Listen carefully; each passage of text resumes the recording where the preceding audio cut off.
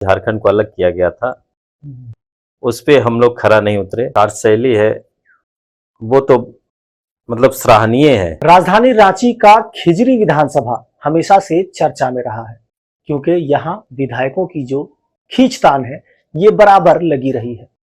वहीं खिजरी विधानसभा में विकास कार्य की बात करें तो कितना विकास हुआ, और सिर्फ खिजरी विधानसभा नहीं बल्कि पूरे झारखंड राज्य में विकास कार्य कितने हुए, क्योंकि झारखंड राज्य अपने 23 वर्षों के सफर को पूरा कर चुका है, अब 24वें साल में कदम रख रहा है। ऐसे में झारखंड राज्य सहित झारखंड के तमाम विधानसभा में कहां तक विकास की गाथा गाई गई है और कहां तक विकास का पैमाना आंका जाता है, इन तमाम मुद्दों पर बात करेंगे। फिलहाल हमारे साथ नामकुम प्रखंड के खिजरी पंचायत के पूर्व मुखिया रामावतार जी हैं, जो कि वर्तमान में अभी जिला परिषद सदस्य हैं।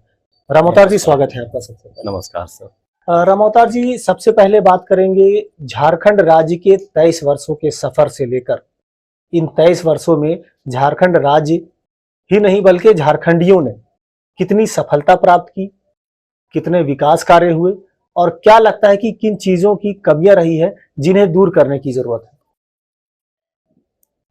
सबसे पहले तो मैं आप लोगों को धन्यवाद देता हूं, और झारखंड जिस उम्मीद और आशा के साथ झारखंड अलग हुआ था, और इस झारखंड को अलग करने में जिन्होंने अपनी बलिदान दी, अपने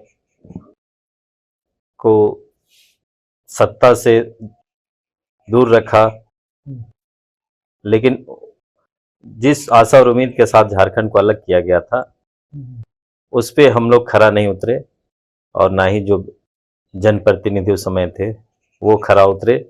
लेकिन अब धीरे धीरे विकास की जो आशा उम्मीद थी वो धीरे धीरे पटरी पे आ रही है, लेकिन जो जिस स्थिति पे होना चाहिए था, क्योंकि झारखंड अलग हुआ था उस समय और भी राज्य अलग हुए थे, नए राज्य बने थे, लेकिन उनका जो विकास का जो गति और हमारे झारखंड का जो गति वो काफी अंतर रहा।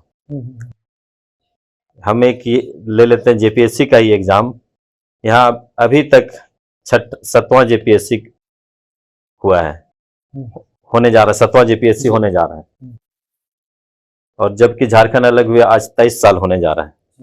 23 साल मतलब पूरा करने जा रहा है, और आज हमारा जेपीएससी 6वां कंप्लीट है, 7वां का भी कोई ये नहीं है अभी तक। तो इस ये से आप देखें तो झारखंड जिस आशा के साथ झारखंडियों ने अपना झारखंड अलग किया था, आज वो उस गति से ना यहाँ पे कोई विकास का काम हो रहा है, और ना ही मतलब विकास के साथ साथ जो होना चाहिए वो नहीं हो रहा है। इसलिए अब धीरे धीरे पटरी पे आ रही है, लेकिन अभी भी समय लगेगा हम लोगों को इस झारखंड का विकास पूर्ण रूप से विकसित करने में और विकास करने में। रामावतार जी, झारखंड राज्य की बात तो कर रहे हैं, लेकिन झारखंड राज्य जो है वो आदिवासी बहुल राज्य है। आदिवासियों की जो अभी वर्तमान स्थिति है, परिस्थिति है, उससे आप कितना इत्तेफाक रखते हैं? क्या लगता है कि यहाँ के लोगों का, खास करके यहाँ के बहुसंख्यक जो कहे जाते हैं आदिवासी, उनका कितना विकास हो पाया है? और आज अगर देखा जाए तो झारखंड तो वाकई में आपका आदिवासी बहुल क्षेत्र है, लेकिन आज जो एक स्थानीय नीति होना चाहिए, कम से कम जो 3rd और 4th ग्रेड में जो आता है उसमें कम से कम स्थानीयता को प्राथमिकता मिलना चाहिए, ताकि यहाँ के जो स्थानीय लोग हैं, जो भी स्थानीय लोग हैं, उनको उनका जो अधिकार है वो मिलना चाहिए। और साथ ही साथ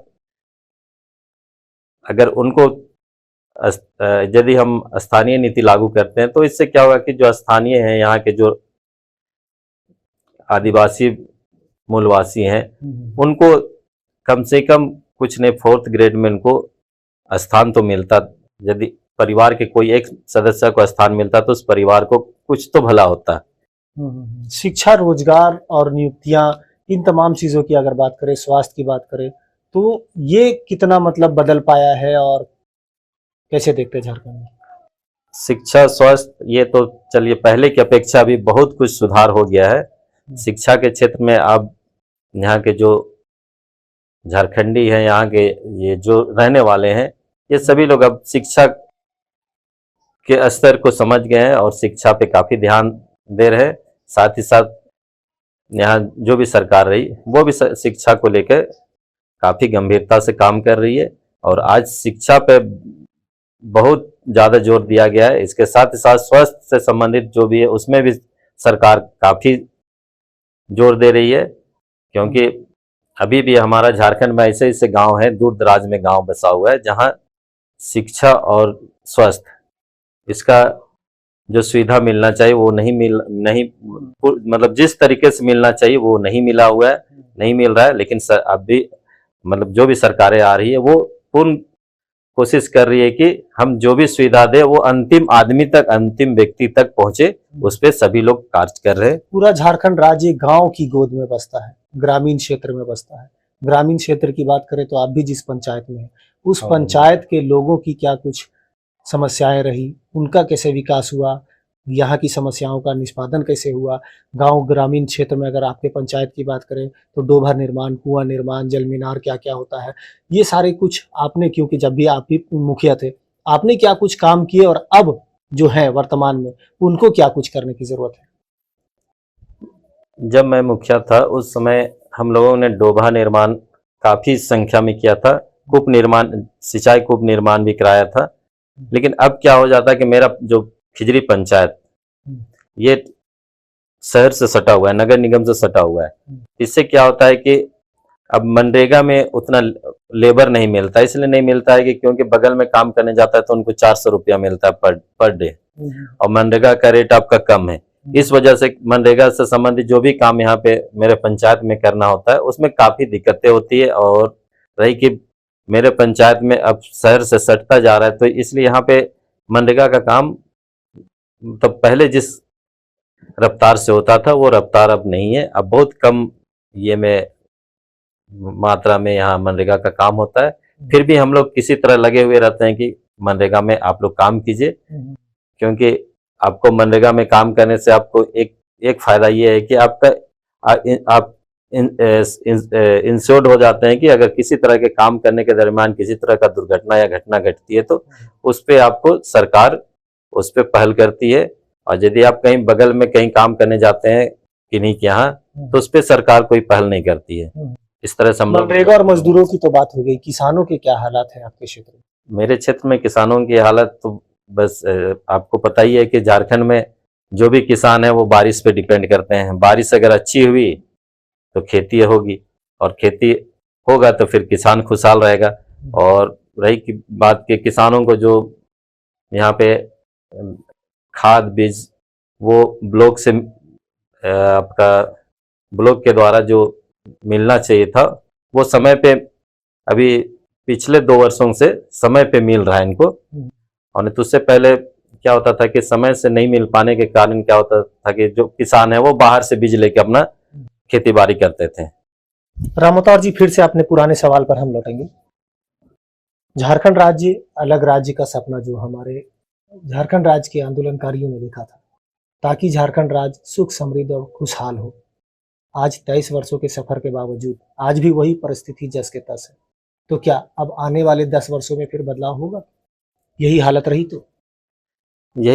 रही तो आने वाला 10 वर्षों में अभी जो मतलब पिछले कुछ वर्षों से जो विकास का काम जिस तेजी से बढ़ रहा है, आने वाला 10 साल आशा उम्मीद है कि वो हमारा पटरी पे आ जाएगा। लेकिन जिस आशा और उम्मीद के साथ हम लोग झारखंड आंदोलनकारी जो भी थे उन्होंने झारखंड अलग कराया, वो उस पे खरा नहीं उतरा है। और ये धीरे धीरे विकास की पटरी पे आ रहा है, लेकिन समय तो लगेगा, क्योंकि यहाँ पे देखा जाए तो शिक्षा की भी बहुत कमी थी।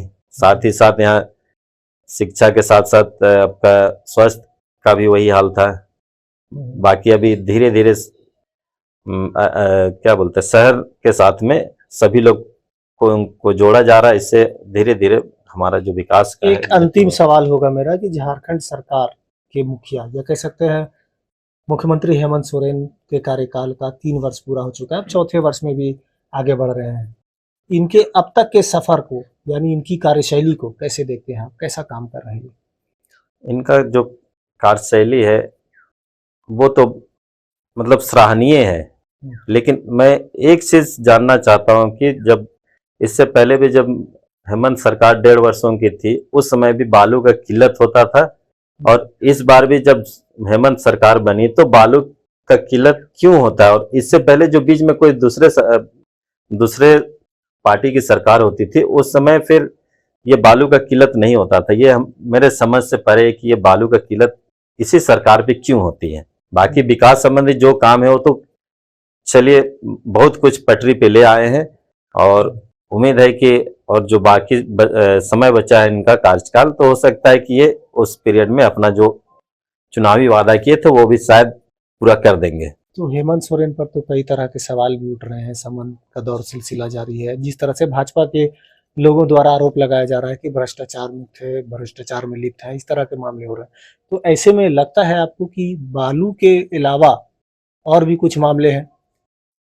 देखिए, अगर देखा जाए तो हर सरकार में कुछ ना कुछ त्रुटि रहती है, कुछ ना कुछ जिनका अच्छाई रहता है तो उनका बुराई भी रहता है। इसलिए ये जो इनको समन दिया जा रहा है, अब ये मेरा तो मानना ये कहना था कि अगर आपको समन दिया जा रहा है तो जो चीज़ है वो बैठ के मतलब वहाँ जाके अपना बात रखना चाहिए, क्योंकि बात रखने से उसका हल होता है। और जैसे ये इनको समन दिया जा रहा है, लेकिन बार बार वो समन देने के बावजूद वो नहीं जा रहे हैं, तो ये तब उनका पर्सनल, उनका निजी ये मैटर है, इसलिए उस पर हम ज़्यादा नहीं कह सकते हैं, क्योंकि हमें भी नहीं पता उसके बारे में, इसलिए नहीं बता पाएंगे।